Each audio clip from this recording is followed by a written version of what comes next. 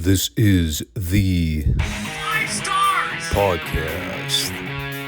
Let me talk to you. Hi.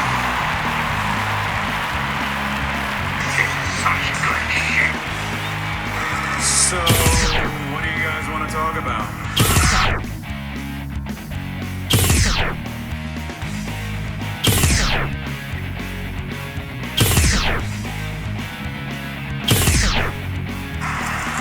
Tell me we're not telling lies.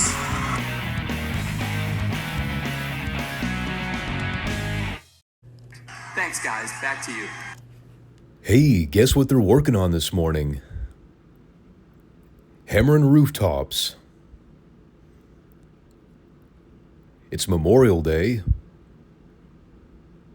It's a holiday.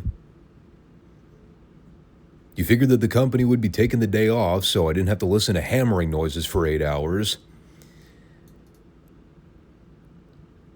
But nah, man, these people are dedicated to their craft. They woke up this morning at the butt crack of dawn, ready to work. So, yeah, that'll be bound to get annoying.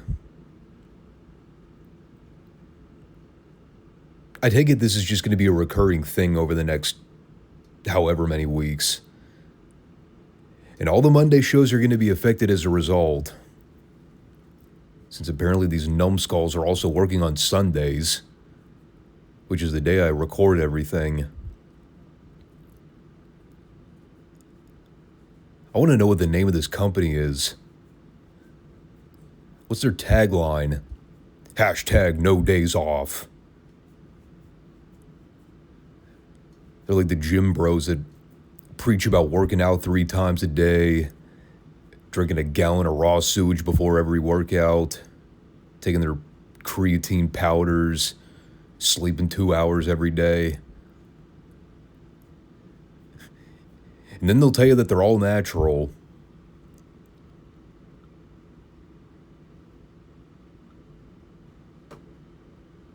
Sorry, I know I kind of went off topic there. I've been getting a lot of spam thrown into my YouTube recommendations. And it's all these fake motivational videos where you see these roided up freaks talking about their workout routines and how they stay in good shape. And I know it's all fake. I usually just humor it to laugh at it. Because I know what natural build looks like. Somebody like myself that works out 4 to 5 days a week at the gym and kind of looking at the state of most people, I know what a natural good physique looks like. Trust me. A lot of these people in these videos are not that.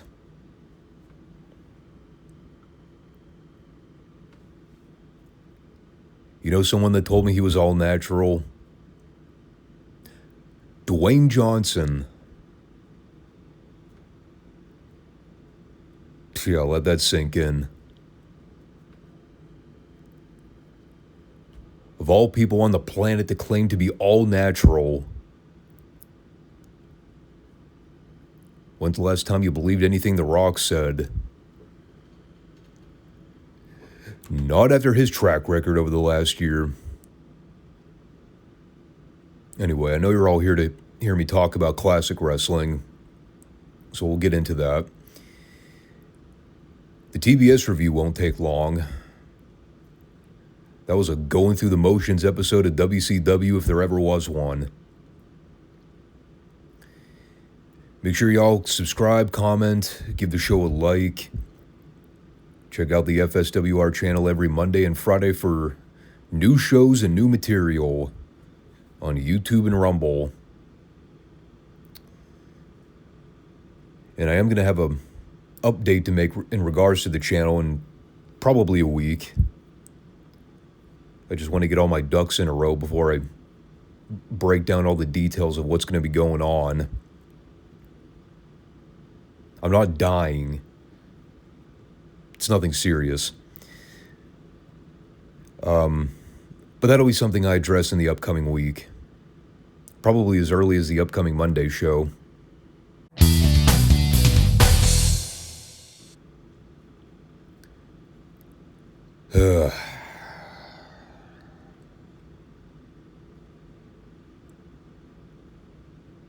All right, let's do this TBS review. Not a good show, people. This was a very tough 40 minutes to sit through, not gonna lie. And see, like, the thing is, because they're now previewing every episode at the top of the show just to let you know what's going to be on the card, I can instantaneously tell whether or not the show is going to be any good. Solely based on what they have booked and who's going to be appearing. And the ratings just continue to dip and dip and dip. Even Michael Hayes was deliberately talking about the plummeting ratings. Now, granted, he was trying to be a heel, saying that the ratings are tanking, so he needs to step back into the commentary role to save the show.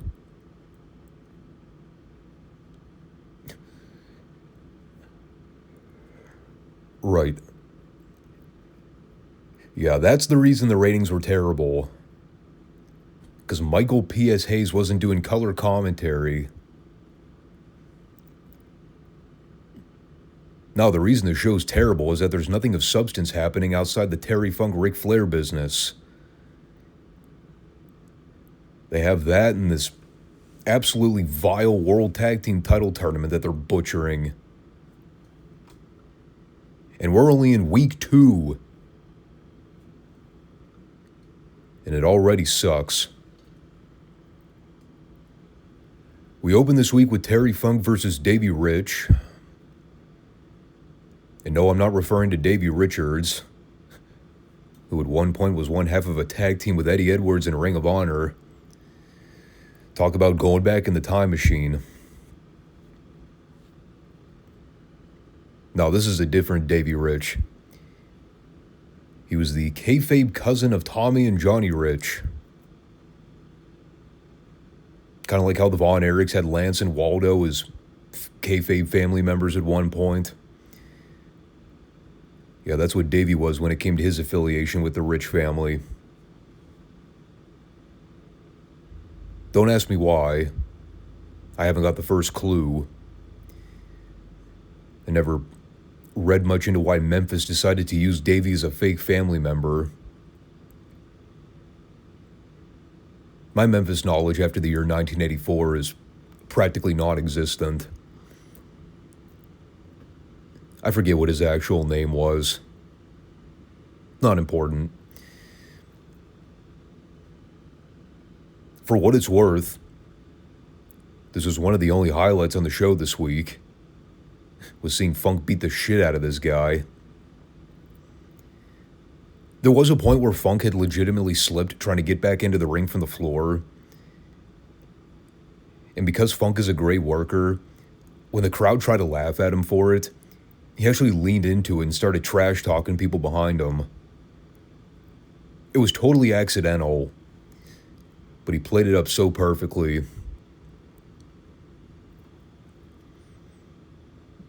Aside from that, he spent most of the match slapping Davey around and treating him like dirt. Davey got in a couple offensive spots, but Funk was pretty much in the driver's seat throughout. He ended up catching Davey with a lariat off the ropes, hit him with a pile driver, and scored the 3. And we'll come back to Terry Funk at the end of the show, because he had a special announcement to make. And up next, we had what they billed as an Oriental torture match. Again, for the record, their words, not mine. An Oriental torture match.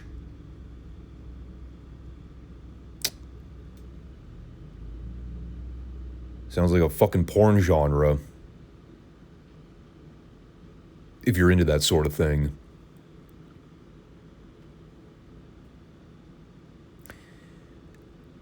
So, what is an Oriental torture match, you may ask? Well, based on what I saw here, it was pretty much the Great Muta beating up 3 job guys in a handicap situation. So we now have 2 gimmick matches exclusive to the Great Muta.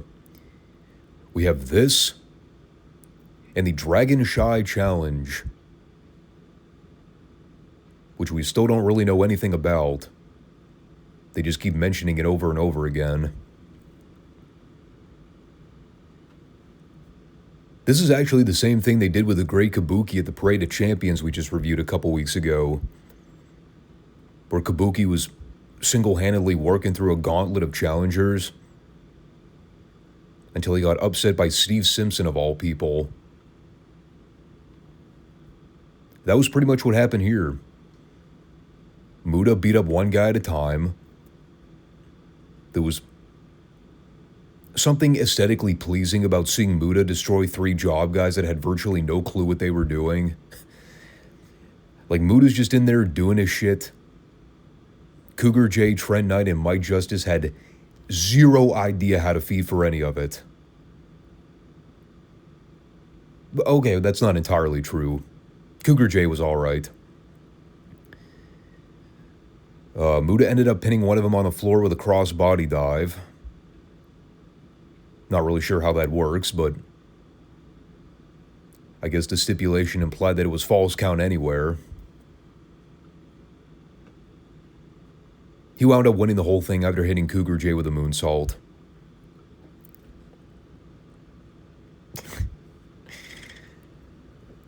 Alright, I gotta read this. I wasn't going to address it, but it's just too good for me to pass on. So the NWA apparently now has a top 10 ranking system. Because why not? I guess it makes everything seem more sports-driven. Kind of like when AEW had a ranking system at one point. Yeah, what happened to that?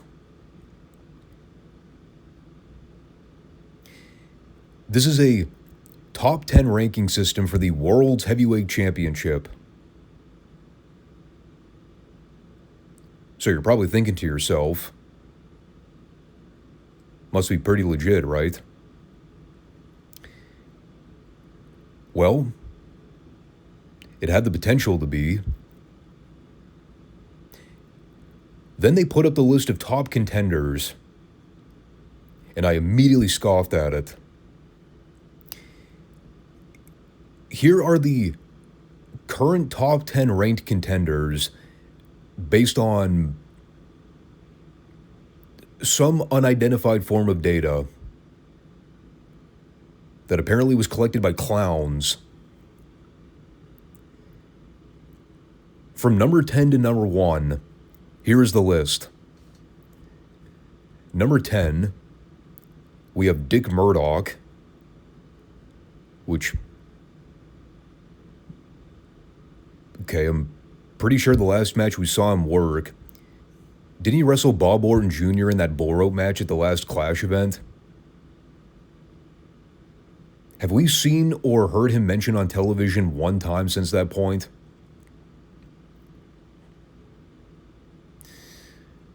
Number 9, we have Kevin Sullivan.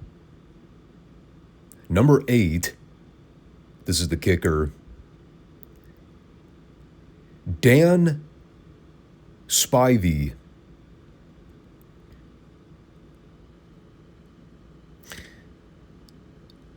Let me repeat that. Dan Spivey is a top contender for the World's Heavyweight title.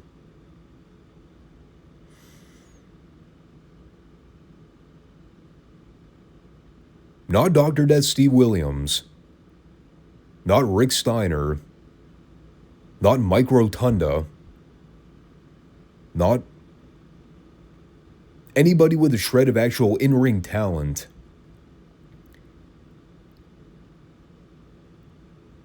Dan Spivey.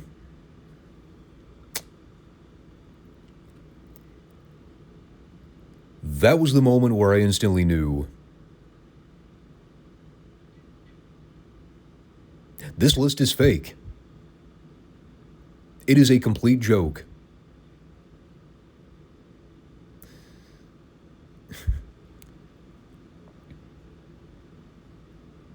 Number 7, Eddie Gilbert.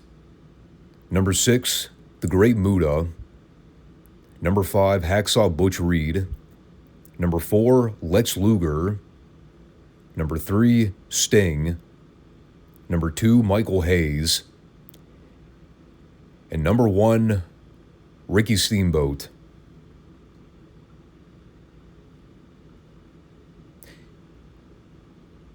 Terry Funk is not in the current top 10 list of world title contenders. But Dan Spivey is.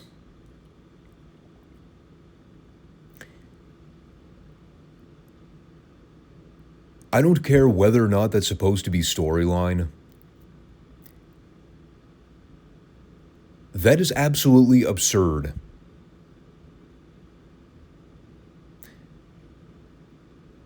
Has Dan Spivey wrestled a singles match since they moved to center stage? Come to think of it, I don't recall ever seeing Spivey appear at center stage, much less wrestle. I'm pretty sure he's injured right now. Either that or they're intentionally keeping him off until they do the thing with the skyscrapers later on. Because technically Sid hasn't shown up yet.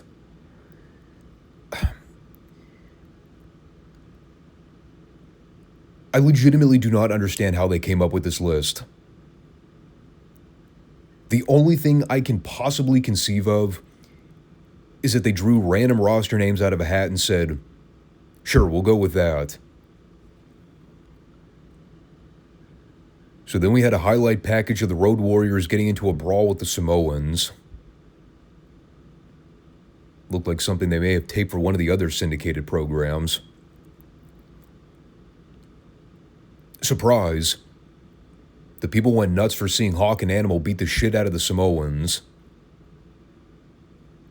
It's almost like the Road Warriors operate best when they have somebody to beat up. Imagine that. Now, of course, it couldn't just be that simple. They still had to sell and bump around for the Samoans. But I consider this an upgrade, especially in comparison to what they've been doing lately. At least they didn't get counted out from a match where they were being attacked by an outside party that had nothing to do with the match. See my rant last week for further details. Then we had JR trying to pitch to a Lex Luger interview. Not before Michael Hayes told everybody that Luger is one of the most boring one-dimensional guys on the microphone. So naturally, when they cut to the tape where Luger's in the middle of cutting his promo on Hayes, it's precisely that. Boring and one-dimensional.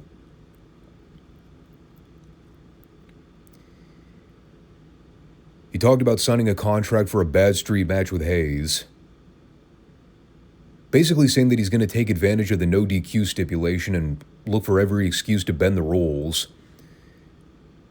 To which I noted,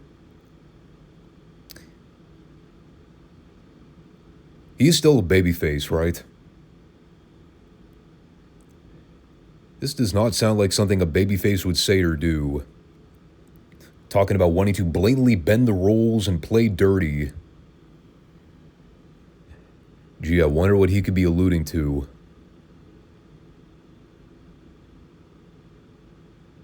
Well, that was pretty much that segment. He did at one point say, what comes around, goes around. I think he meant to say what goes around comes around.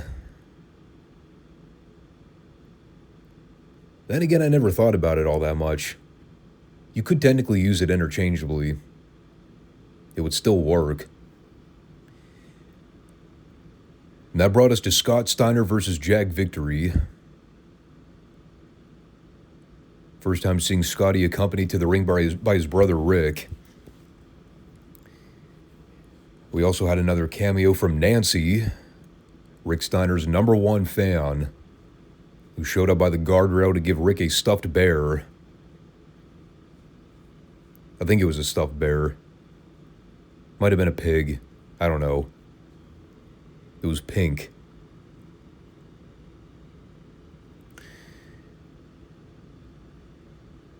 So while the match is in progress, Teddy Long came out to cut a promo about Norman the Lunatic, saying that he doesn't want anybody to call Norman a lunatic. Apparently it offends him.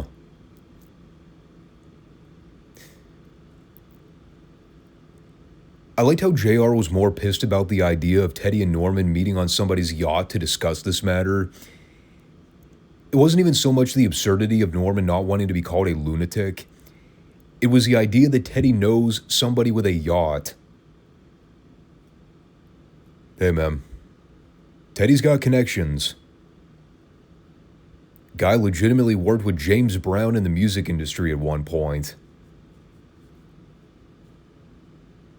I forget, wasn't he a producer or some kind of road agent for him?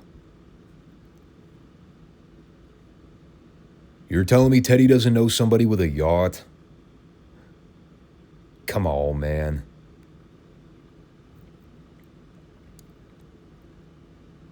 The match is fine. There was one awkward spot where they both fucked up trying to bump over the top rope. But aside from that, they did some basic stuff. Victory went to try and power slam Scotty from the ring apron, but Scott turned it into a small package for the win. It was weird when I realized that Victory and Steiner were kind of around the same build. I always forget how huge Jack Victory was. I mean, like, he wasn't jacked or anything, but he was a big boy. He had some meat on him. Most of it contained in his ass. Maybe it was just the outfit. Anyway, that led us to the next round in the tag tournament. It's the Samoan SWAT team taking on the makeshift duo of Ranger Ross and Ron Simmons. So they're out there working this match. Samoans are just having their way with poor Ranger Ross. Guy's getting his ass beat from pillar to post. And then out comes Teddy for an impromptu meeting session with Ron Simmons. Now remember, the story they've been doing on TV is Teddy coming out during Ron's matches to basically scout. And you figured it was going to eventually lead to a heel turn. It was just a matter of when. And I enjoyed this because it was pure comedy. It wasn't supposed to be, but with the way it was all produced, they just made Ranger Ross look like such a fucking idiot here. And I found myself laughing through most of it. Like, Ranger Ross keeps finding all these ways to outsmart the Samoan so he can free himself up to make a tag to Ron. But Ron's just giving him the cold shoulder on the floor while he's pretending to talk to Teddy.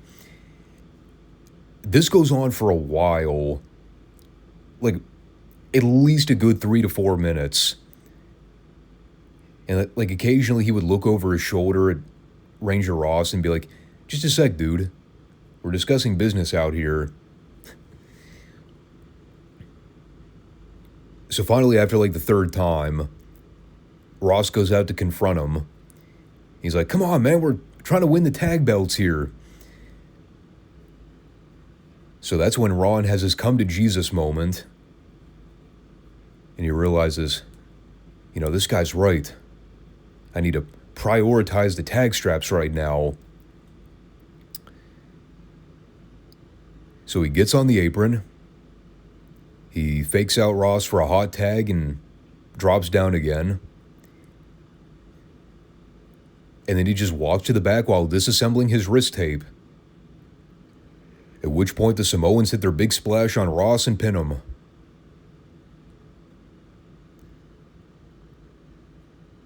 This Ranger Ross, dude. They could not have tried any harder to make him look like a dweeb.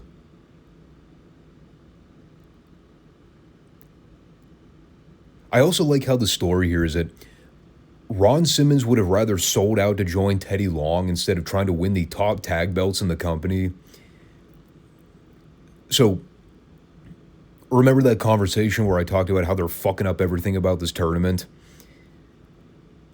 2 weeks in, they've already had one of the participants say, "Yeah, I really don't give a shit about these belts. They mean nothing to me."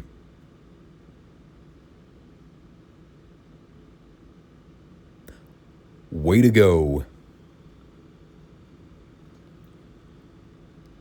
At least Jim Cornette showed up to let us all know that the Midnight Express care about the tournament.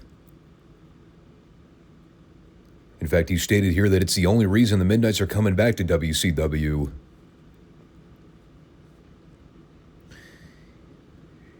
Yes, ladies and gentlemen, there's a gleam of light at the end of the tunnel. The Midnights are coming back next week to wrestle their opening round match. So at least we're guaranteed a solid TV match as a result. I don't even remember who the fuck their opponents are. Doesn't matter. It's Bobby and Stan. Those two could wrestle the Broom Closet Mop and get a decent match out of it. He also informed us that he's not finished dealing with Paulie dangerously.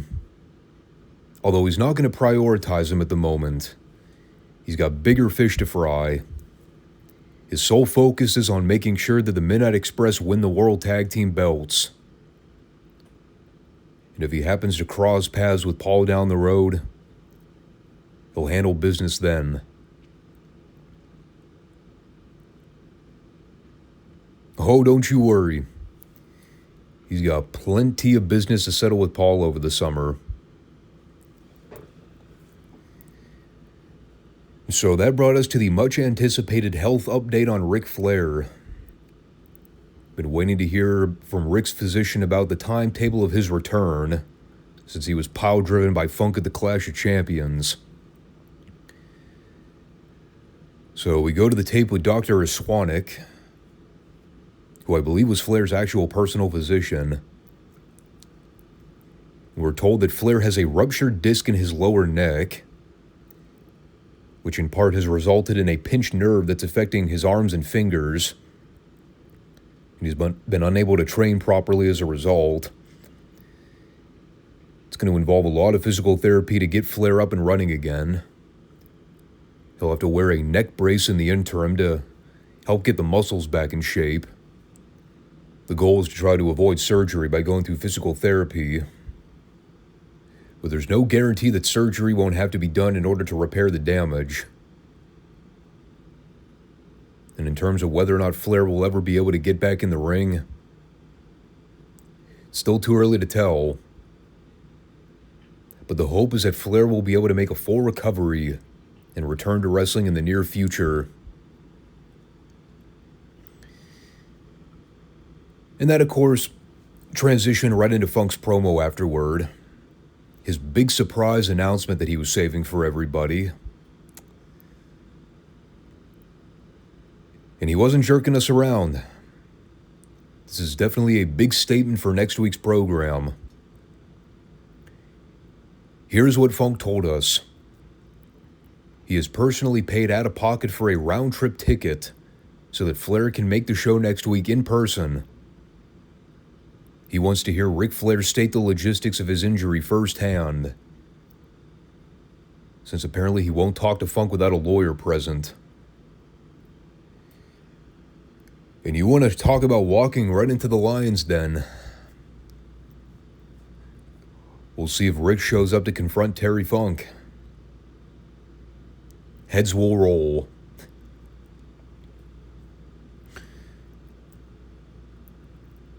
You know, this does lead to a valid question that I am still kind of curious about. And I even remember thinking about this years later when I went back and looked through the timeline from now until the Great American Bash. The whole storyline of Ric Flair having to contemplate retirement because of the neck injury. Obviously, the whole thing was a work from the onset. Rick wasn't actually going to retire from in-ring competition. The one thing I always wondered, he's still the world champion as of this point. If there was a consensus that he may not ever be able to return to the ring again, why was he still the world champion up to the Great American Bash? You think about it, he was basically out of commission for almost 2 full months. Meanwhile, they were right in the middle of a World Tag Team title tournament because of all the controversy surrounding the Varsity Club. Why did they never make the decision to strip Flair the belt? I mean, you think that would have been the ultimate heat getter up for the entire program. We've seen them have to strip Flair the world title so Funk could get the last laugh. That's like the one nitpick about this feud that still doesn't make a whole lot of sense to me. All that time Flair was kept off television. He was still the champion. They never made a decision to take the belt off of him. It was odd. All in all, when I look back, maybe I was being a bit harsh at the beginning. The show wasn't that terrible in hindsight. It wasn't good, but I mean, I've seen plenty worse in the past. They're going to be back to a 2-hour format next week. So unfortunately, I'm going to have to sit through twice the amount of cruddy content. But hey, again, positives. We can extract those where we can find them. The Midnights are back. Flair's going to be making an appearance. Whatever you want to call it. Ratings grabs. Desperation. I don't care. At least they're trying. Granted, I don't know what good it did, because the product was ice cold around this point. But at least they've got a couple things to hook the audience.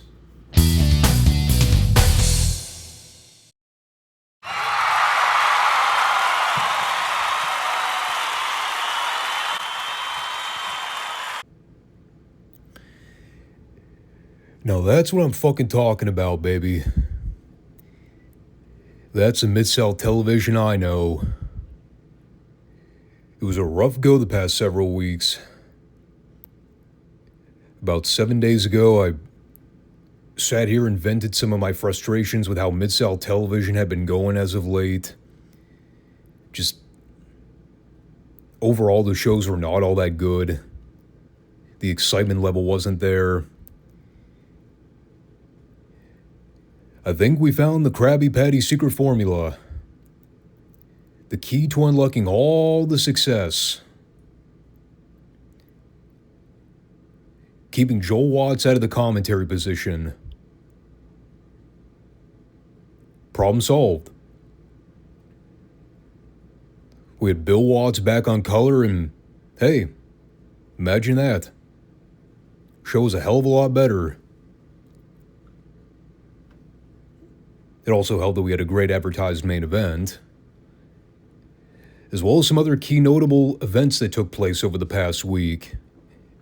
One of those notable examples being the fact that Magnum TA is now the new North American Heavyweight Champion. Just recently, he knocked off Mr. Wrestling at the Tulsa Fairgrounds to win the gold.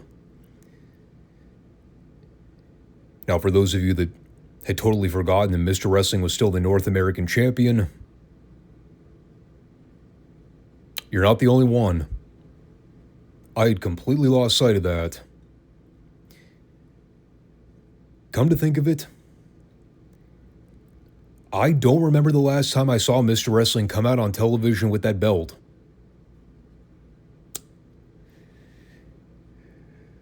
But this was the real deal. They didn't fake us out like they did last time the Magnum won the North American title. Mother's Day weekend, May 13th, 1984. Magnum showed up in Tulsa, Oklahoma to battle his longtime mentor and former best friend. And what a fight it was. This is the classic Midsouth live event footage that we've been missing. You have Mr. Wrestling dumping Magnum out to the floor at one point so he could run him into the ring post and bust him open. Of course, Carl Fergie had already been bumped by that point, so we never saw Mr. Wrestling drive Magnum into the post. And so that allowed for Mr. Wrestling to get some heat on Magnum while he was selling. There was a great shot of a woman opposite the floor cam perspective. God, she was going batshit, just trying to rally everybody behind Magnum here. And she was like the only one you could see from that vantage point. So Magnum fights back and starts getting some momentum going. He ends up hip-tossing Mr. Wrestling to take out Carl Fergie inadvertently. And that set up the angle where Mr. Wrestling tried to load up the knee while Hercules Hernandez hit the ring to try to jump Magnum. But Magnum dodged the charge. Mr. Wrestling took out his protege. And then it's a schoolboy roll-up. And the 1-2-3. New North American champion, Magnum TA. And the place goes wild. And I do mean that legitimately. It was great timing when they turn on the overhead lights and you see all those people leaping out of their seats for Magnum going over. God, what a crowd shot. Phenomenal way to kickstart the show this week. Magnum has finally gotten one over on his former coach. All those months with Mr. Wrestling trying to bully and degrade Magnum, treat him like dirt, being so bent out of shape that his student had finally kind of started to surpass him, that he started to achieve success on his own. Well, the student bettered the coach. Couldn't have asked for a better outcome. And the heel tried to cheat. The babyface outsmarted him and walked out with the gold. And it goes without saying, but Cowboy was fantastic with the commentary. Did a great job telling the story here and getting over how significant this moment was for Magnum's career. So that one segment alone, that was probably better than anything we've seen on Mid-South television in the last 3 weeks. And then we returned for, well, a not-so-great segment. I wanted to give them their props from the beginning. The show wasn't totally flawless. There were still some questionable things that took place this week. And you know, that's probably the best way that I can describe somebody like Sonny King. And virtually anything he was ever involved with in the wrestling business. Questionable.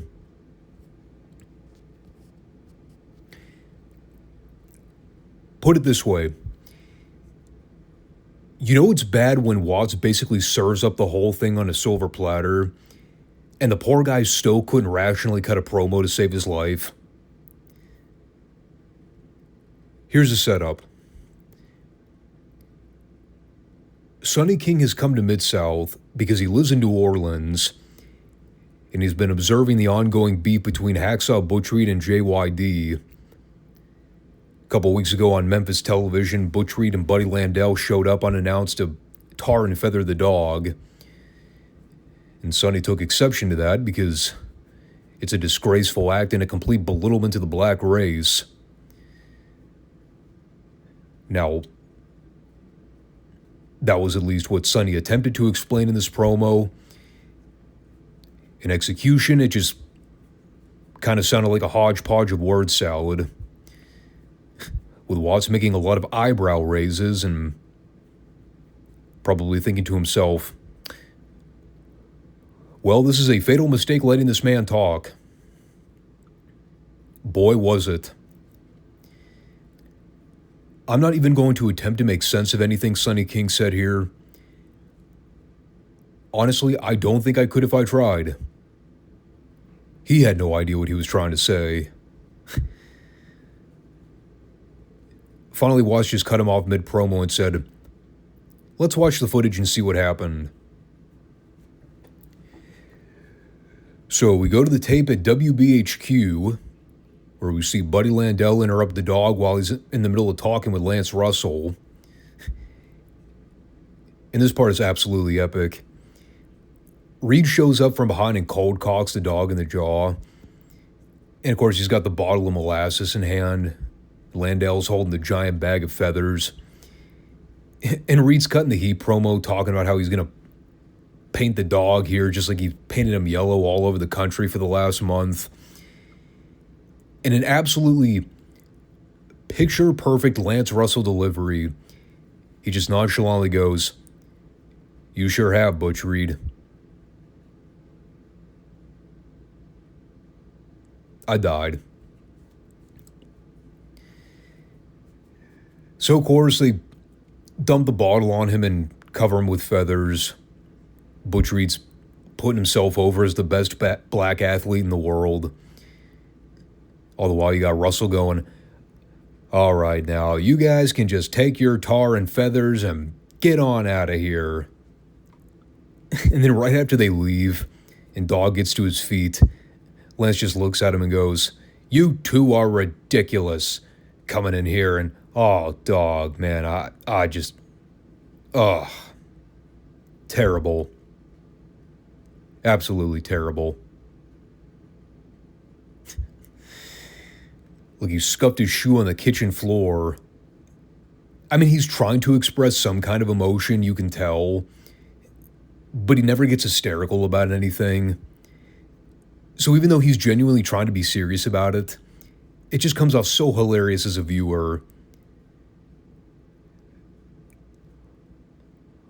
Lance Russell was the best, man. I don't care what anybody says. And Dog did cut a great babyface promo on the two heels, vowing that he'd get back at Reed and Landel for what they did. It's a, again, a very stern moment as they're trying to get over the storyline here. I just couldn't help but laugh at Lance's delivery, the way he sold everything. I mean, he's so mellow and so calm. It's just like, it's impossible for him to ever yell. And so that led us back to ringside with Sonny and Bill, where they kind of put the finishing touches on the clip. That wasn't until Hacksaw Reed came out to get in Sonny's face. We'll just skip over the dialect where Sonny King was talking about being raised on the plantation in bumfuck Louisiana or wherever he was talking about. Because that part also sucked. They basically got into an incomprehensible argument where they just yelled back and forth at one another until Watts told them to cut the feed. I don't know if that was the intention or if Reed was supposed to actually get in some verbiage. In any case, all of this was good, minus having to hear Sonny King talk. You remove that part of it, Everything was great in execution. Yes, it means we're going to have to see Sonny King wrestle in the future, and... Well, just to play spoiler for a minute, if you thought his ring work was any better than his promo ability, you'd be wrong. But that'll be a story for another time. And then we get the Midnight Rock and Roll Tag Team Title Showdown. It's a title versus bounty match. No disqualification. If the Rock and Roll manage to knock off the Midnights here, they also win the $50,000 purse. Right before they rang the bell to kickstart the match, we had Ricky and Robert being presented with a pair of new robes to match the ones that Mr. Wrestling and Hercules destroyed last week on television. How thoughtful of those lovely lady fans. They thought so highly of the Rock and Roll Express that they went out of their way to sew a pair of custom ring jackets together for them. How about that? Gentlemen, find yourself a lady like the ones that adored the Rock and Roll Express back in the day.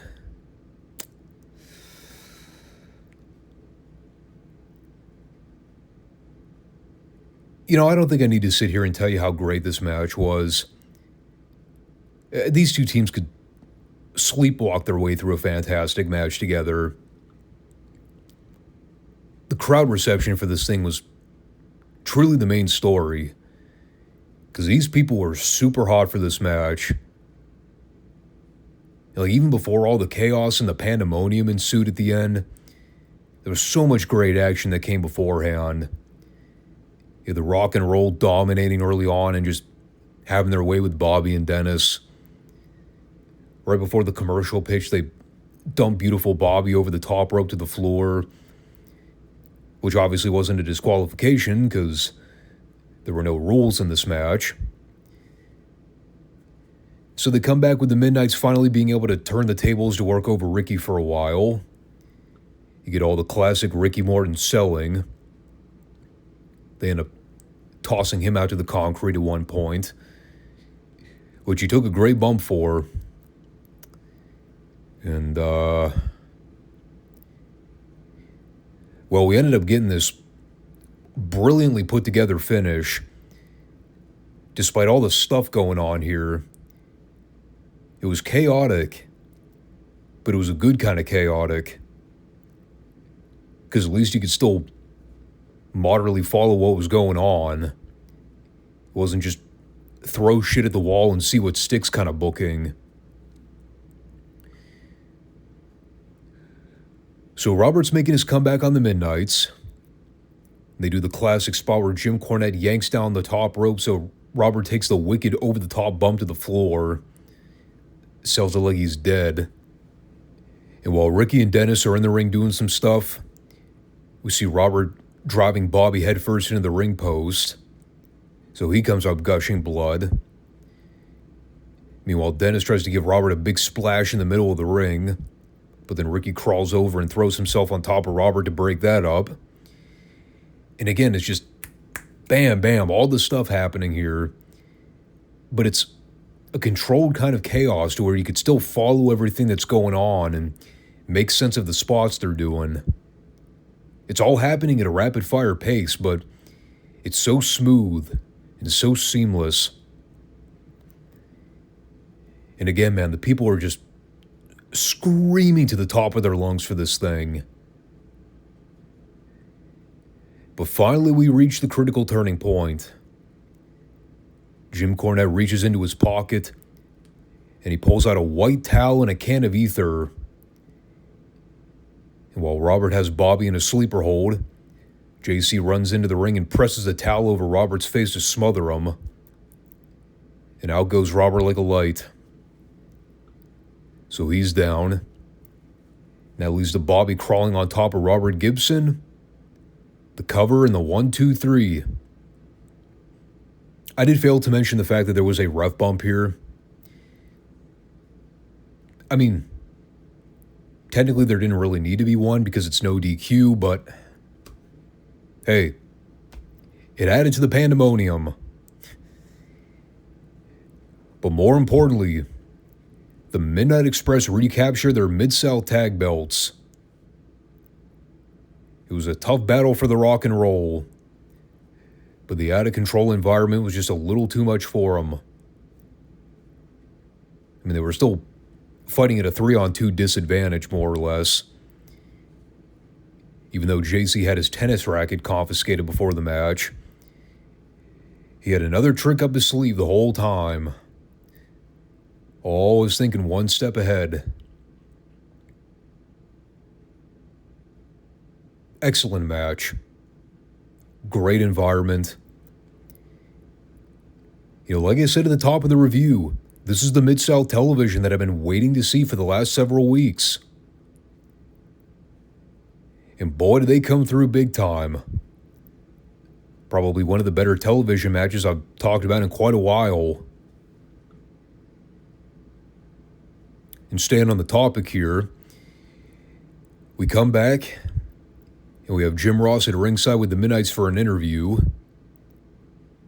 And immediately JR is calling out the deceitful way the Midnights won the belts back. It's obvious to everybody in this room that the Midnights cheated. Now, of course, Jim Cornette doesn't see it that way. The only thing he sees are Beautiful Bobby and Loverboy Dennis holding up the Mid-South tag belts again, as well as a $50,000 check. And in fact, JC has a valid explanation for everything we just saw. There's no controversy here. Beautiful Bobby was illegally run into the ring post. He was badly lacerated as a result.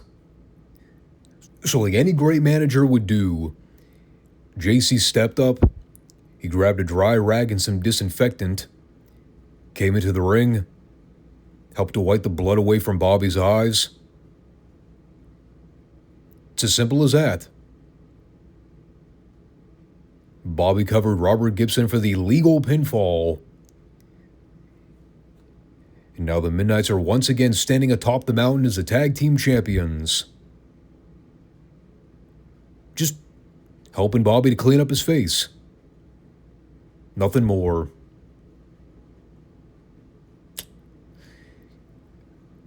Well, now when he puts it that way, I think Jim's case holds water. I see nothing wrong with anything he did. It may not have happened exactly how JC described it here, but it was close enough for a heel explanation. So that left us with about, I would say, 8 minutes left of airtime by this point. So we had a couple standby matches, one of which included Buddy Landel versus Mark Reagan. For those of you that didn't hear my thoughts on Reagan's debut the other week, I'll go listen to the review. In short, he was a breakdancing Michael Jackson junkie who could do a couple decent wrestling spots, and that was about the extent to his wrestling ability. So they rang the bell. They did like 2 spots. Then Buddy grabbed a hold of Reagan and deliberately threw him over the top rope for the disqualification, which then set up the afterbirth where Sonny King ran out to help save Reagan as Landau tried to put the boots to him. And while those two were brawling in the ring, Hacksaw Reed came out to try to get the heat back on them. But, well, he tried to restrain Sonny. Then Sonny fought back and took out both heels by himself. And, Mark Reagan sort of helped. Not really. He was more or less inconsequential.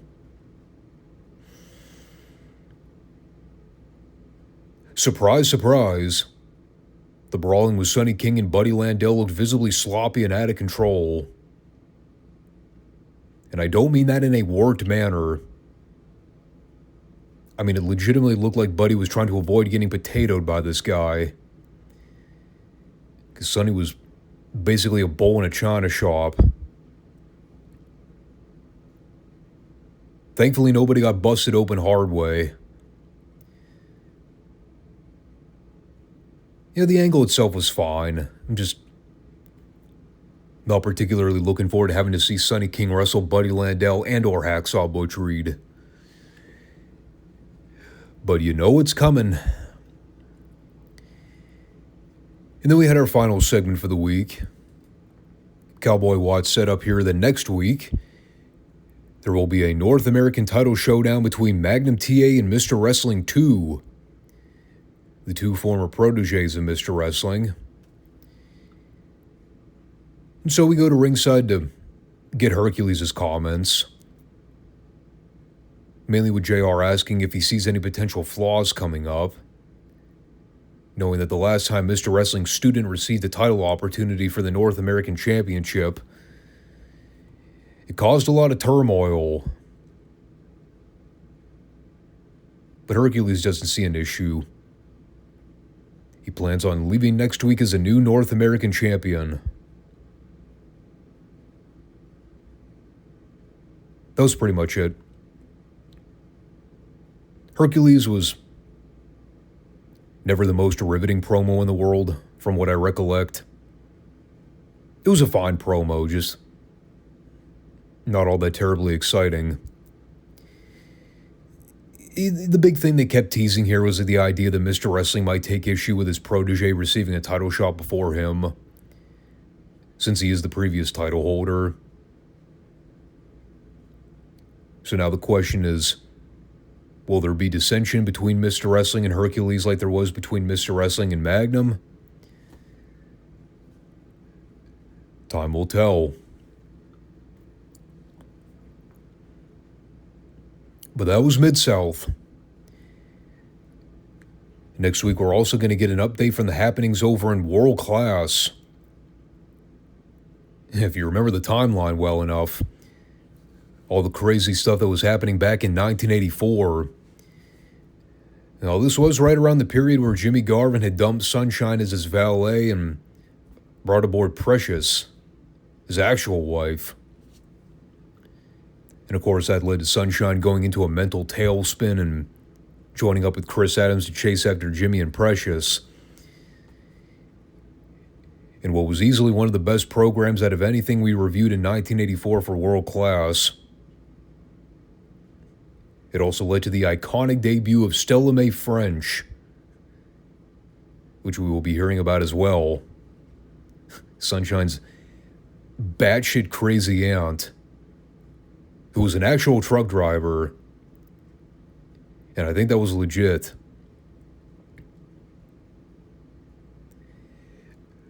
A time period that I often look back at and think, shit, man, I wish we could just review all that stuff all over again. Unfortunately, we're in 1986, where things are not all that great for World Class right now. The company still exists, but boy, is it a far cry from what it was several years ago.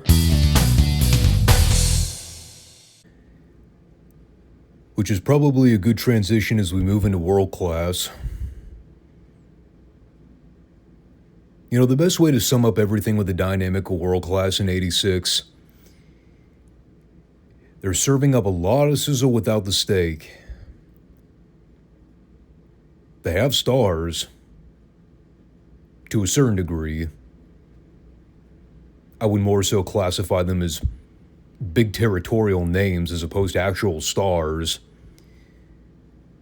They were stars insofar as they were very much over with the Dallas audience.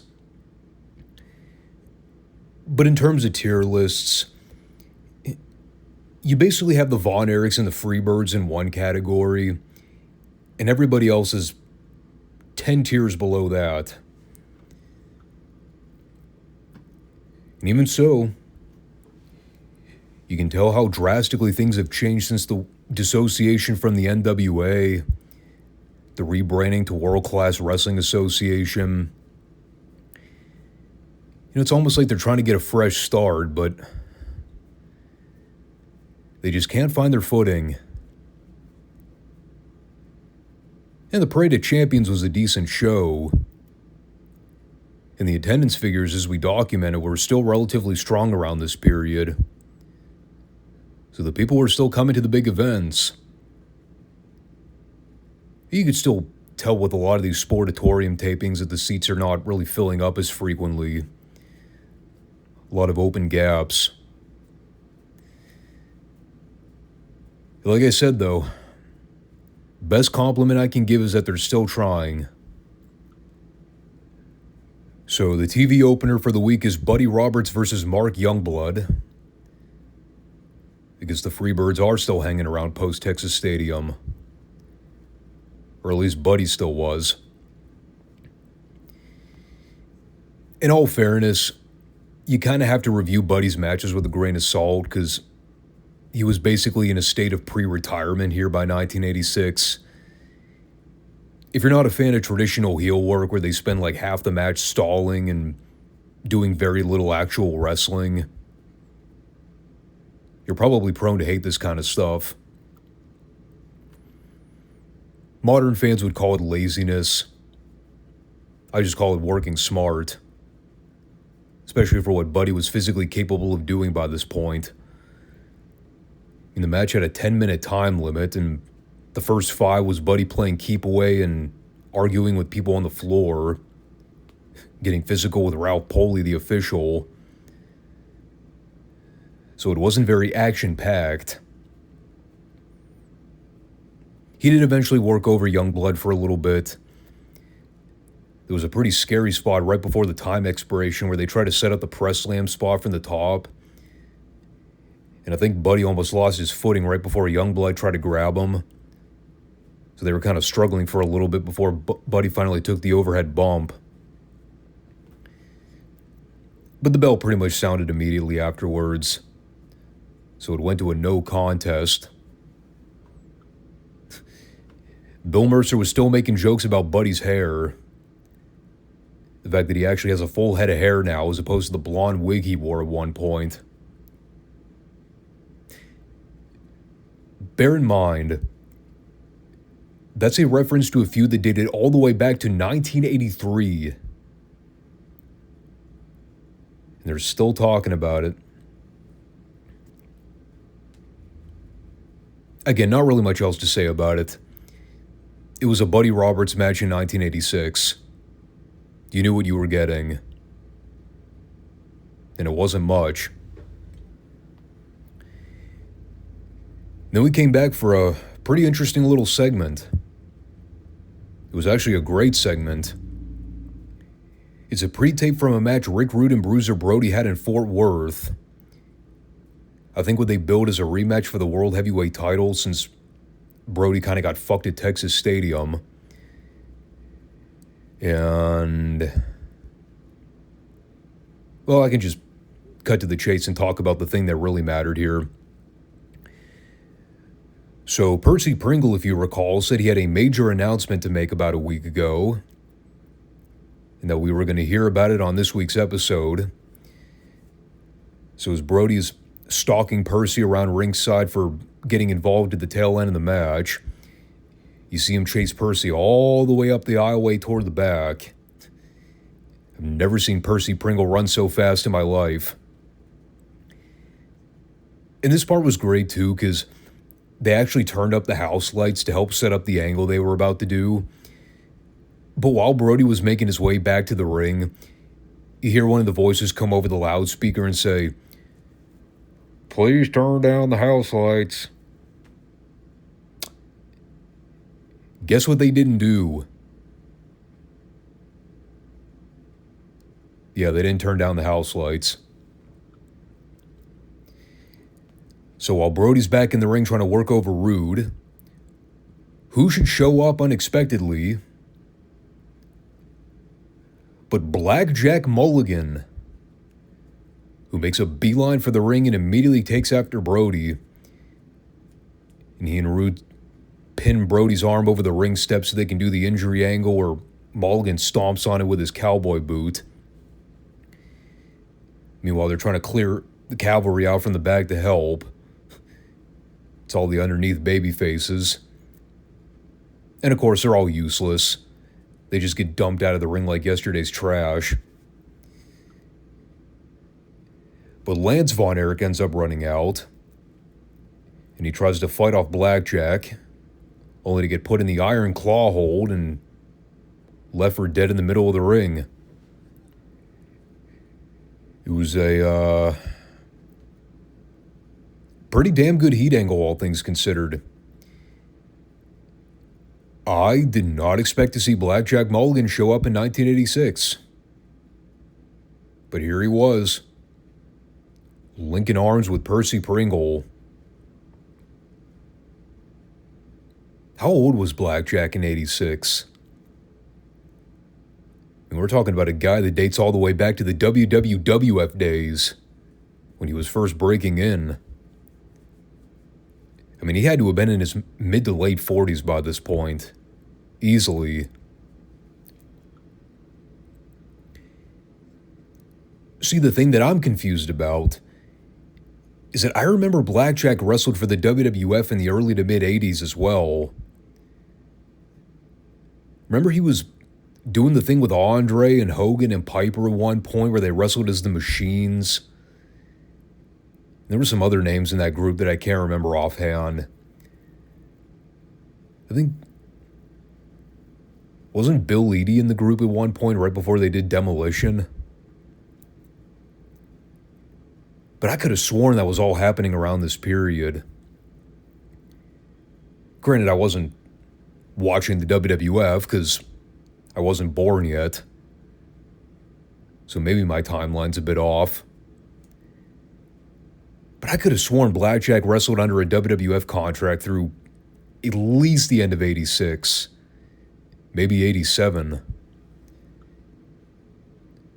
So when he showed up here, I was like, wait, what? Blackjack Mulligan wrestled in Dallas in 86? Sure as shit. You never know who you're going to see. I guess he's Percy's newest acquisition into the Pringle dynasty. If that faction even exists anymore. It's basically just Percy managing Rick Rude at this point. It was a cool surprise. I liked the angle. It was all very well done. Minus Mark Lawrence's dry-ass commentary. So that brought us back to the Sportatorium for Lance Von Erich versus the Grappler. I liked how in the previous segment they spent a great deal talking about Lance also having his hand severely injured in the beatdown. So of course he just comes out to wrestle this week, not even selling the hand. He's fine.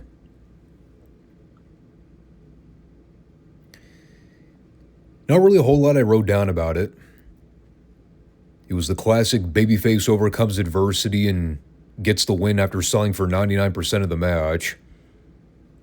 Grappler beat him up forever. Lance made a moderately okay comeback. And he did a handspring out of the corner and rolled up the Grappler for the 3. When I say moderately okay comeback, I mean that all of his punches look like shit and nothing actually registered.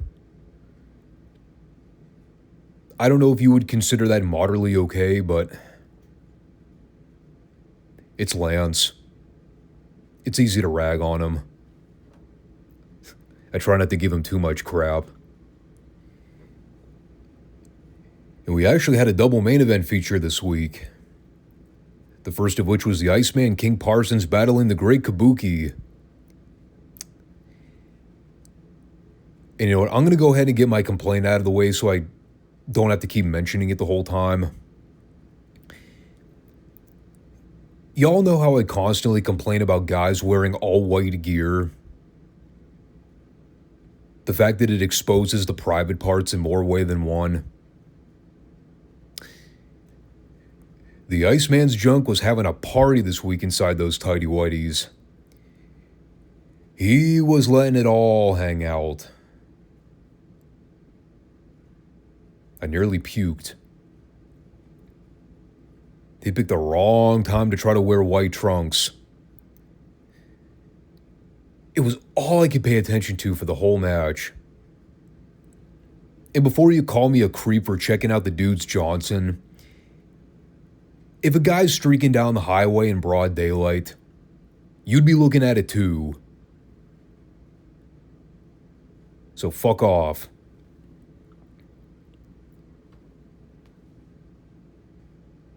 Aside from that, match was fine. Take away the clunky finish, which I'll talk about.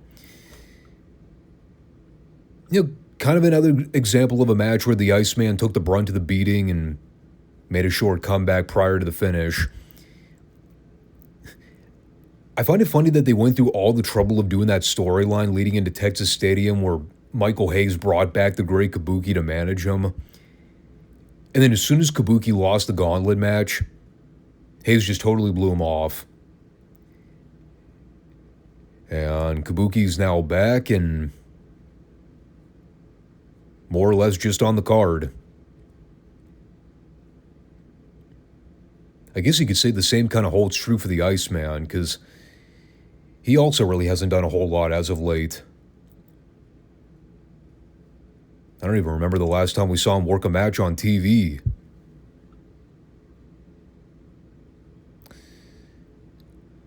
So anyway, the Iceman is making his comeback, and they get to a spot where he goes to shoot Kabuki off the ropes, and they were obviously trying to do the thing where Kabuki would grab the ropes and then dump the Iceman over the top rope for the DQ. And they sort of did that. But it was awkward because Parsons was already charging toward Kabuki before he grabbed the ropes. So they end up colliding together and Kabuki pulled down the top rope so the Iceman could sort of take a bump. It just did not look fluid.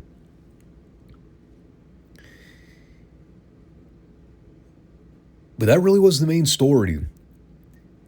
The fact that you had two guys here that were considered mainstays of world class. Definitely King Parsons more so than Kabuki. But they just really have not been in featured prominent spots as of late. If they booked the same match back in 83 or 84, these two would have been considered tippy-top guys on the card. But here, they're just guys. Maybe they got some big plan heading into the July 4th show. Who knows? But then we come around for our second main event feature. The real highlight of this week's show. It's Chris Adams taking on John Tatum, with Missy and Sunshine in the opposing corners. Which did remind me, we are yet to see the mud match footage from Texas Stadium between Missy and Sunshine. I haven't forgot. Didn't Mercer promise we'd see that like 2 weeks ago? I'm starting to think we're getting played.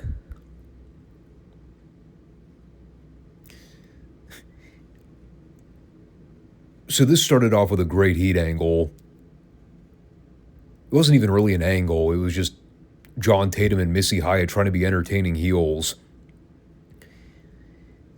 Tatum comes through the crowd with a walking cane and his left eye patched up. He's obviously trying to mimic Chris Adams still being blinded in one eye. So he's just yucking it up like an absolute dirtbag, pretending that he's having trouble feeling around for the ring. And he and Missy are having a good laugh at Chris's expense over it. The baby faces are totally disgusted by it. And then the exact thing you would expect finally happens. Tatum's milking this thing for like 2 minutes straight. Finally, Chris has enough. And he runs over and kicks the cane out from under him.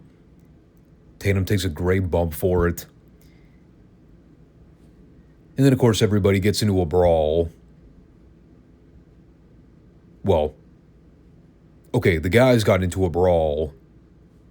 The girls basically had a cat fight. Not saying there's anything wrong with that. I'm just calling it like it is. The amusement of trying to see Sunshine have a wart fight with Missy Hyatt in high heels. Laughable. But all of that worked. Crowd went nuts for everything. And then right as Chris tried to hold down Missy over his leg so he could spank her with a cane, Tatum cut him off and they finally rang the bell to start the match. I will concede, the way Adams was holding that cane up while he had Missy dangled over his knee, it looked like he was about to do a little more than spank her, if you know what I'm saying. Could have gotten dark in a hurry. My God, though, the crowd was absolutely wild for this. Chris Adams was so over here. It was insane. Even when Chris was on offense, the people were still chanting, "Go, Chris, go." Which sounded more like "Go, Crisco." So there's some good product placement. For all your cooking necessities. There was a spot here where Tatum blatantly used a chair right in front of Ralph Pulley. Somehow it did not lead to a disqualification. I think maybe Missy was trying to run a distraction, but didn't quite get the timing right. Other than that, the match was a lot of fun. Crowd environment was electric. I mean, the work with Tatum and Adams, it was phenomenal. Goes without saying. Oh, and the heat finish was just perfect. You got Adams trying to do the bridging roll-up spot with Tatum, but right as he takes off toward the ropes, Missy reaches up and uses a can of hairspray to blind Chris's good eye. And so then Tatum scores the 3 over that. And then you get the hilarious visual of Sunshine chasing Missy around the ring while she's still in the fucking high heels. And she still manages to outrun Sunshine. That was impressive. Seriously.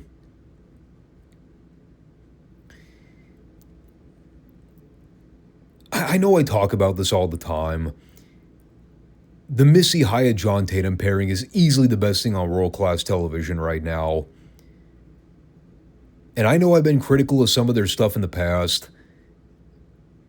But no, this shit is great. These two are just... Well, I was going to say the perfect couple, but... in hindsight, not really.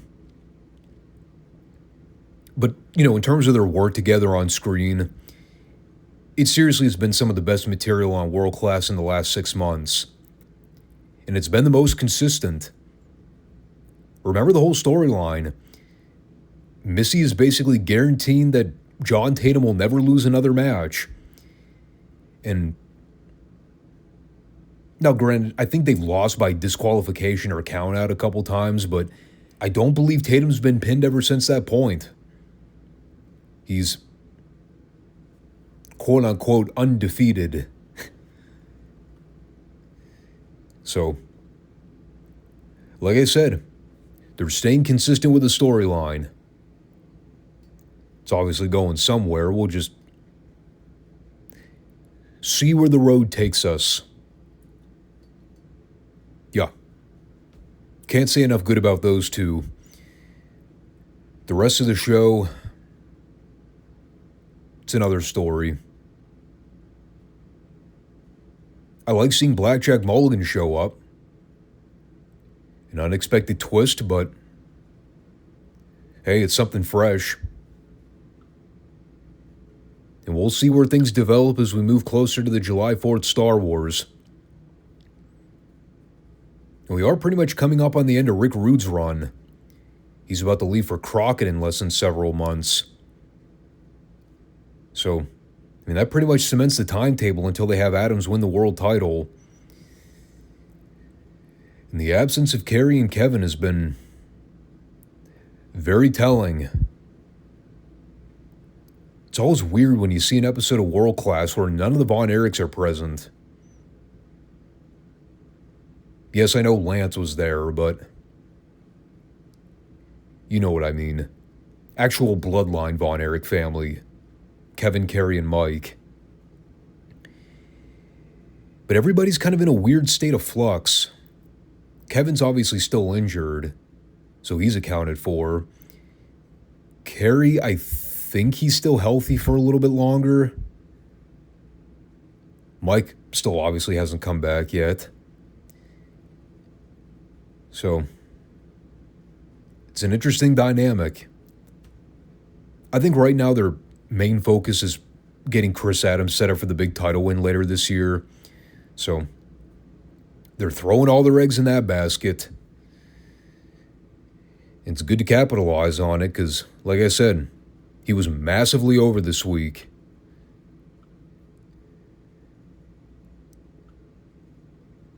Anyhow, I'm going to wrap it up on that note. I think this coming Monday, we will just have Retro Raw to report on. Oh no, I lied. We also have In Your House.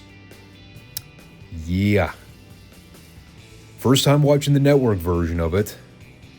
So we'll see how they piece all that footage together. But that'll be for Monday. As always, I want to thank everybody for checking out the show. And oh, just remember too, I'm going to have an update this coming week about some stuff. Might have a hiatus coming up with the channel for the next month. I'll talk about it more over the weekend though. Thanks everybody for watching and catch y'all soon. Take care. Peace out.